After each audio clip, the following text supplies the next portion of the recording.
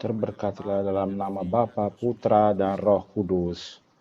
Amin.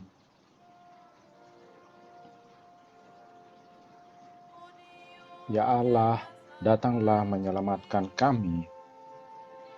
Tuhan datang segera membantu kami. Kemuliaan kepada Bapa, Putra, dan Roh Kudus, sekarang dan sepanjang segala abad. Amin. Haleluya.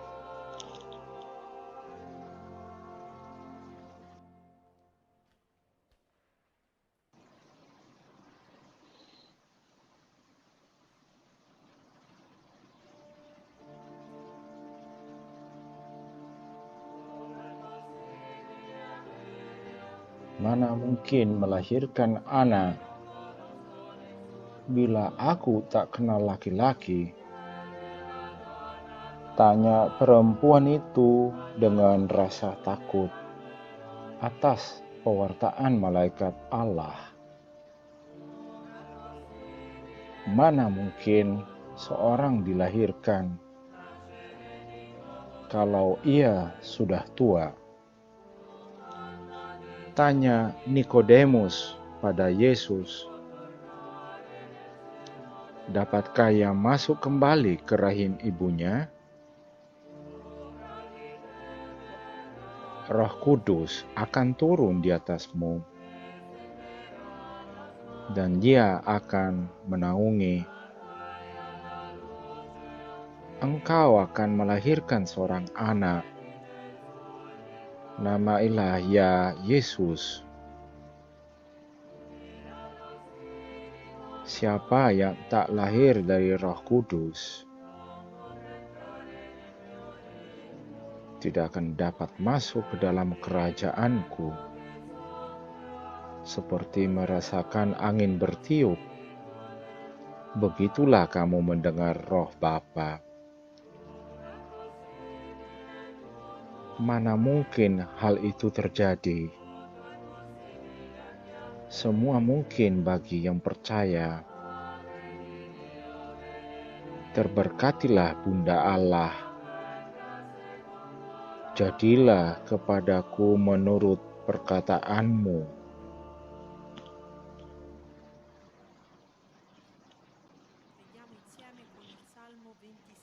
Marilah kita berdoa dengan Mazmur 27.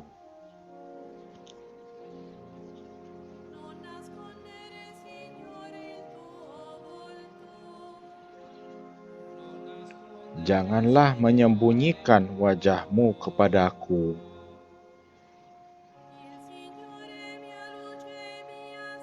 Tuhan adalah terangku dan keselamatanku. Kepada siapakah aku harus takut? Tuhan adalah benteng hidupku. Terhadap siapakah aku harus gemetar?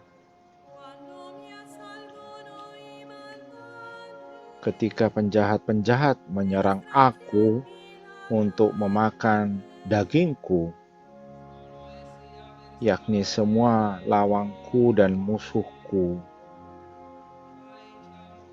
mereka sendirilah yang tergelincir dan jatuh. Sekalipun tentara berkemah mengepung aku, tidak takut hatiku. Sekalipun timbul peperangan melawan aku, dalam hal itu pun aku tetap percaya. Satu hal telah kuminta kepada Tuhan, itulah yang kuingini, diam di rumah Tuhan seumur hidupku, menyaksikan kemurahan Tuhan dan menikmati bait-Nya, sebab Ia melindungi aku dalam pondok-Nya pada waktu bahaya. Ia menyembunyikan aku dalam persembunyian di kemahnya. Ia mengangkat aku ke atas gunung batu. Maka sekarang tegaklah kepalaku, mengatasi musuhku sekeliling aku. Dalam kemahnya aku mau mempersembahkan korban dengan sorak-sorai. Aku mau menyanyi dan bermazmur bagi Tuhan. Dengarlah Tuhan seruan yang kusampaikan. Kasihanilah aku dan jawablah aku. Hatiku mengikuti firman-Mu. Carilah wajah-Ku, maka wajah-Mu ku cari ya Tuhan. Janganlah menyembunyikan wajah-Mu kepadaku. Janganlah menolak hamba-Mu ini dengan murka. Engkaulah pertolonganku. Janganlah membuang aku dan janganlah meninggalkan aku ya Allah penyelamatku. Sekalipun ayahku dan ibuku meninggalkan aku, namun Tuhan menyambut aku. Tunjukkanlah jalan-Mu kepadaku, ya Tuhan, dan tuntunlah aku di jalan yang rata oleh sebab seteruku. Janganlah menyerahkan aku kepada nafsu lawangku, sebab telah bangkit menyerang aku saksi-saksi dusta dan orang-orang yang bernafaskan kelaliman. Sesungguhnya aku percaya akan melihat kebaikan Tuhan di negeri orang-orang yang hidup. Nantikanlah Tuhan, kuatkanlah dan teguhkanlah hatimu, ya nantikanlah Tuhan. Janganlah menyembunyikan wajah-Mu kepadaku.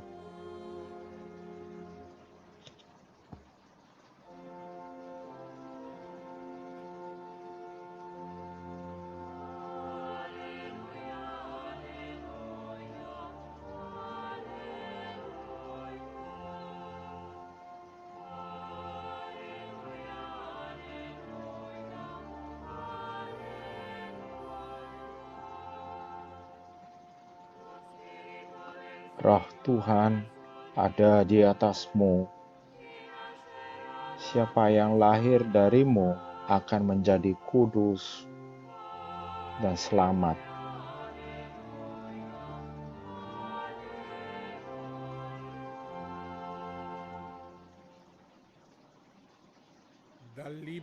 Dari kitab Kejadian bab 4. Kemudian manusia itu bersetubuh dengan Hawa istrinya dan mengandunglah perempuan itu lalu melahirkan Kain. Maka kata perempuan itu, aku telah mendapat seorang anak laki-laki dengan pertolongan Tuhan. Selanjutnya dilahirkannya Habel adik Kain. Dan Habel menjadi gembala kambing domba, Kain menjadi petani. Setelah beberapa waktu lamanya, maka Kain persembahkan sebagian dari hasil tanah itu kepada Tuhan sebagai korban persembahan. Habel juga mempersembahkan korban persembahan dari anak sulung kambing dombanya, yakni lemak-lemaknya. Maka Tuhan mengindahkan Habel dan korban persembahannya itu, tetapi Kain dan korban persembahannya tidak diindahkannya. Lalu hati Kain menjadi sangat panas dan mukanya muram. Firman Tuhan kepada Kain, mengapa hatimu panas dan mukamu muram? Apakah mukamu tidak akan berseri jika engkau berbuat baik? Tetapi jika engkau tidak berbuat baik, dosa sudah mengintip di depan pintu. Ia sangat menggoda engkau, tetapi engkau harus berkuasa atasnya. Katakan kepada Habel adiknya, marilah kita pergi ke padang. Ketika mereka ada di padang, tiba-tiba Kain memukul Habel adiknya itu, lalu membunuh dia. Firman Tuhan kepada Kain, di mana Habel adik itu? Jawabnya, aku tidak tahu. Apakah aku penjaga adikku? Firman-Nya, apakah yang telah kau perbuat ini? Darah adikmu itu berteriak kepadaku dari tanah. Maka sekarang terkutuklah engkau terbuang jauh dari tanah yang menggagalkan mulutnya untuk menerima darah adikmu itu dari tanganmu. Apabila engkau mengusahakan tanah itu, maka tanah itu tidak akan memberikan hasil sepenuhnya lagi kepadamu. Engkau menjadi seorang pelarian dan pengembara di bumi. Katakan kepada Tuhan, hukuman itu lebih besar daripada yang dapat kutanggung. Engkau menghalau aku sekarang dari tanah ini, dan aku akan tersembunyi dari hadapan seorang pelarian dan pengembara di bumi. Maka barang siapa akan bertemu dengan aku, tentulah akan membunuh aku. Tuhan padanya, sekali-sekali tidak. Barang siapa yang membunuh Kain, akan dibalaskan kepadanya 7 kali lipat. Kemudian Tuhan menaruh tanda pada Kain supaya ia jangan dibunuh oleh barang siapapun yang bertemu dengan dia. Lalu Kain pergi dari hadapan. Inilah sabda Tuhan.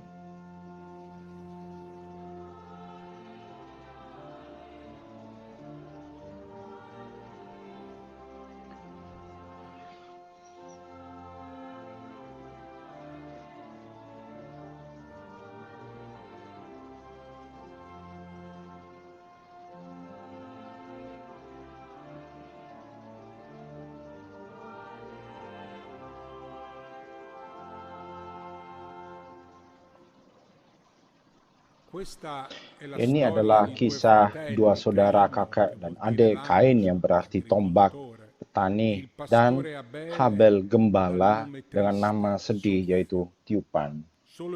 Mereka hanya berdua dan seharusnya mereka tinggal dalam kerukunan di dunia yang luas.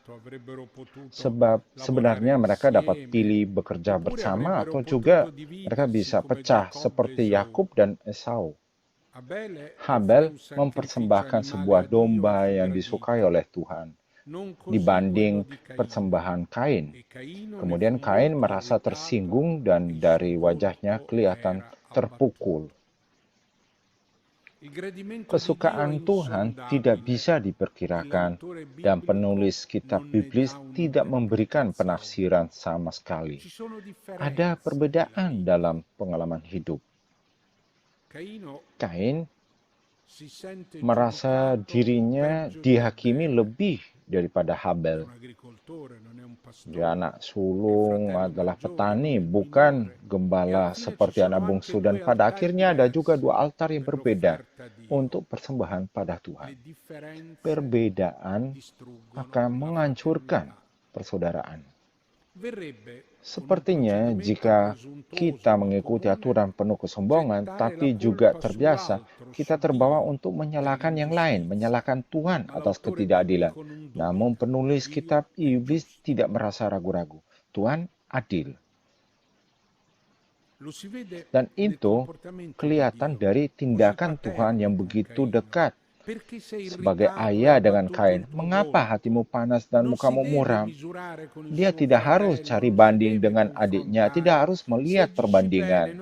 Apakah mukamu tidak akan berseri jika engkau berbuat baik? Ini adalah ajakan untuk melihat dalam diri sendiri, dalam hati nurani sendiri, bebas dari sikap yang selalu mencari banding. Ini adalah ajaran untuk membawa kesabaran dalam persaudaraan. Bukan berarti harus melawan dan menang saudaramu, atau menjadi seperti dia atau lebih dari dia. Sebab bisa menjadi petani sederhana bersaudara dengan gembala. Apa pentingnya bagimu? Demikian berkata Yesus yang telah bangkit menjawab kepada Petrus ketika Rasul itu bertanya tentang Yohanes. Apa pentingnya bagimu? Kamu ikutilah aku. Tuhan waspadai dia. Dan itu baru pertama kalinya di kitab suci. Dengan tata cara itu, Tuhan memberitakan tentang kekuatan dosa. Dosa itu sudah mengintip di depan pintu. Ia sangat menggoda engkau, tapi engkau harus berkuasa atasnya. Dosa adalah seperti hewan yang mengintip di pintu hatimu atau pintu di rumahmu, siap untuk menghanyut dirimu dan menghancurkan pengertian persaudaraan Kain terhadap Habel dan ingin dihanyut dengan roh kebencian kekerasan dan akan mempergunakan rasa kecemburuan atas perbedaan. Surat pertama Petrus berkata, lawanmu si iblis berjalan keliling sama seperti singa yang mengaum-aum dan mencari orang yang dapat ditelannya. Lawanlah dia dengan iman yang teguh. Dan kemudian Allah berkata pada Kain, tetapi engkau harus berkuasa atasnya.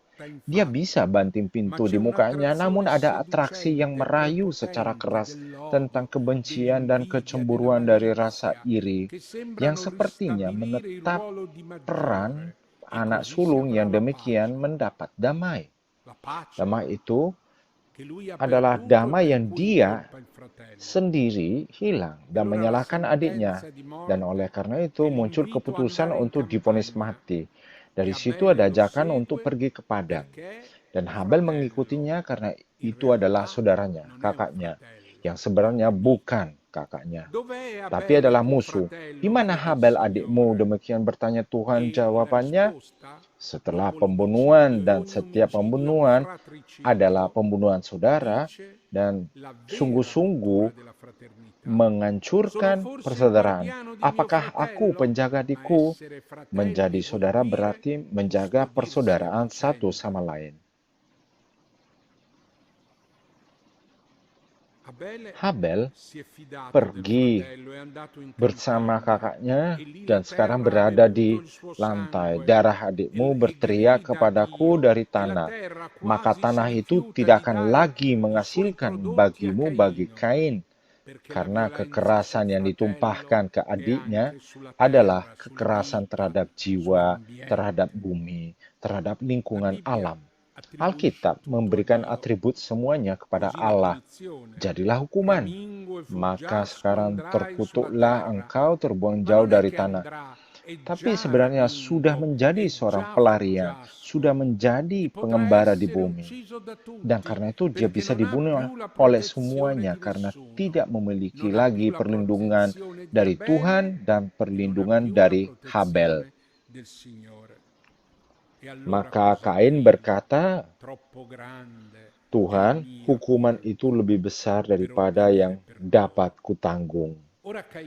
Kain yang dengan bertekad membunuh adiknya sekarang ini bertindak sebagai korban dan merasa berada dalam situasi yang tidak bisa lagi diperbaiki lagi. Namun, ada sebuah tanggapan sedih, yaitu kemustahilan menjadi saudara. Saudara di antara bangsa-bangsa, karena perbedaan mendorong menuju kecemburuan, kebencian, dan kekerasan. Ini merupakan warisan yang berat. Sayangnya ini adalah hukuman pada masa kini. Tapi secara misteri, Tuhan menaruh tanda pada Kain. Itu seperti cap yang menunjukkan pemiliknya.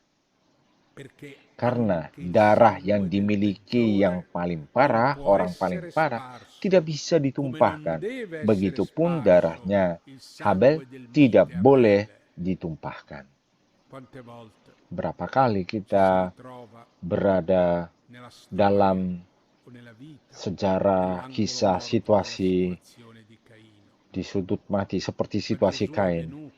Namun Yesus datang untuk tinggal di tanah Kain dan berkata, kasihanilah musuhmu dan berdoalah bagi mereka yang menyiksa kamu. Untuk mencegah tindakan kebencian yang seperti singa di depan pintu yang memerintah pada murid-muridnya, inilah perintahku, kasihanilah satu sama lain seperti aku mengasihi kamu. Hanya cinta kasih dapat kendali pintu agar tidak masuk singa yang mengintip. Hanya kasih Habel, menurut surat pada jemaat Ibrani, meskipun mati masih berbicara. Beberapa banyak Habel ada dalam sejarah. Ada yang berbicara tentang istilah Ecclesia ex Habel yang berasal dari Habel. Tapi sebenarnya lebih pantas berpikir tentang Yesus yang menumpahkan darahnya dan ingin menjadi yang terakhir yang terpaksa harus tumpahkan darahnya. Kasih menang atas perbedaan, kebencian, kecemburuan, dan kekerasan. Dan kita, dalam perkumpulan gereja kita ini, semakin mendekati, seperti dikatakan surat pada jemaat Ibrani, darah pemercikan yang berbicara lebih kuat daripada darah Habel. Dan darah itu berbicara. Darah banyak Habel dalam zaman kita ini berteriak, sudah. Kasih satu sama lain dan mendirikan persaudaraan di antara saudara dan saudari di dalam kota, di antara musuh, di antara bangsa-bangsa, agar kemanusiaan tidak tertindas dari kebencian, seperti yang terjadi di tempat padang itu.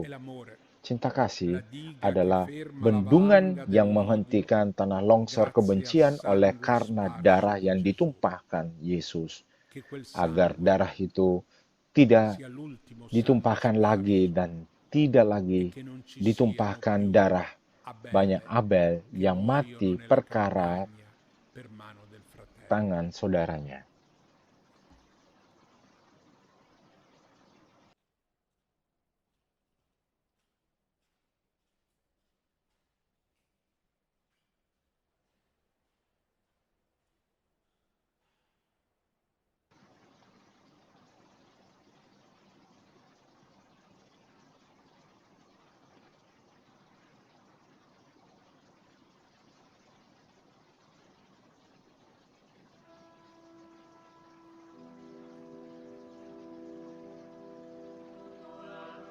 Di bawah perlindungan belas kasih-Mu, kami bernaung, ya Bunda Allah. Jangan abaikan permohonan kami yang sedang nestapa, tapi bebaskanlah kami dari bahaya. Engkaulah yang kudus dan terberkati. Di bawah perlindungan belas kasih-Mu, kami bernaung, ya Bunda Allah. Jangan abaikan permohonan kami yang sedang nestapa, tapi bebaskanlah kami dari bahaya. Engkaulah yang kudus dan terberkati. Di bawah perlindungan belas kasih-Mu, kami bernaung, ya Bunda Allah. Jangan abaikan permohonan kami yang sedang nestapa, tapi bebaskan kami dari bahaya. Engkaulah yang kudus dan terberkati.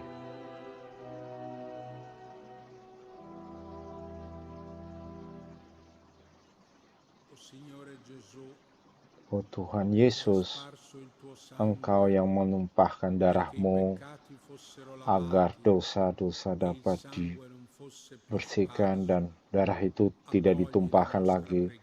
Terimalah doa kami, lindungilah kami, lindungilah semua saudara dan saudari yang tinggal bersama, kemudian bangsa-bangsa yang tinggal dalam persaudaraan, dalam kesulitan, ketidakpersahabatan, bagi mereka yang melarikan karena tidak memiliki rumah lagi, mereka yang melarikan diri karena ketakutan, mereka yang lapar dan haus, mereka yang tanpa perlindungan. Kami mohon bagi mereka sepanjang masa.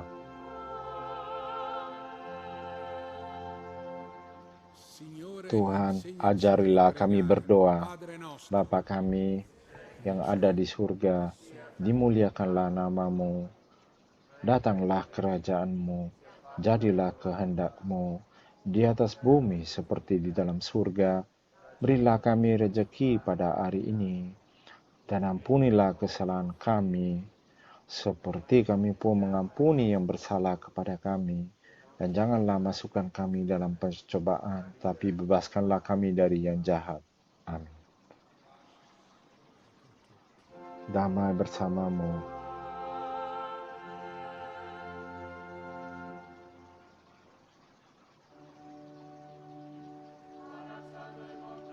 Akan berdiri kokoh gunung rumah Tuhan, menjulang tinggi di atas gunung, akan lebih tinggi dari bukit-bukit. Segala bangsa mengalir padanya.